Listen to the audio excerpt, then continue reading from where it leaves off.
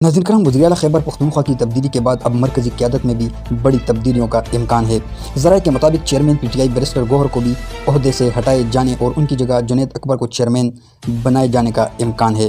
इसी तरह secretary information Sheikh Waqas अकरम को भी ओहदे से हटाए जाने का इम्कान है। शेख वकास अकरम की जगह रऊफ़ हसन को सेक्रेटरी इत्तलात लगाया जा सकता है। वाज़ेह है कि गुज़िश्ता रोज़ अली अमीन गंडापुर भी वज़ीर-ए-आला केपी के ओहदे से मुस्तफ़ी हो गए थे। उनकी जगह कबायली इलाके से ताल्लुक़ रखने वाले सुहेल आफरीदी को वज़ीर-ए-आला नामज़द किया गया है। मुस्तफ़ी होने के बाद अली अमीन गंडापुर की सोशल मीडिया टीम भी डीआई खान रवाना हो गई है। उधर दूसरी तरफ वज़ीर-ए-आला खैबर पख्तूनख्वा के इंतखाब से कबल तहरीक इंसाफ के अरकान असम्बली की जानिब से वफादारी तब्दील किए जाने का खतरा पैदा हो गया, जबकि सूबाई सदर जुनैद अकबर ने तमाम अरकान असम्बली को मुल्क में मौजूदगी यकीनी बनाने की हिदायत कर दी है। जुनैद अकबर ने कहा कि तमाम MPs मुल्क में अपनी मौजूदगी यकीनी बनाएं। अगर किसी के साथ कोई इदारा या सियासी पार्टी रब्ता करे तो क़यादत को बर वक्त इत्तला दे दिया जाए।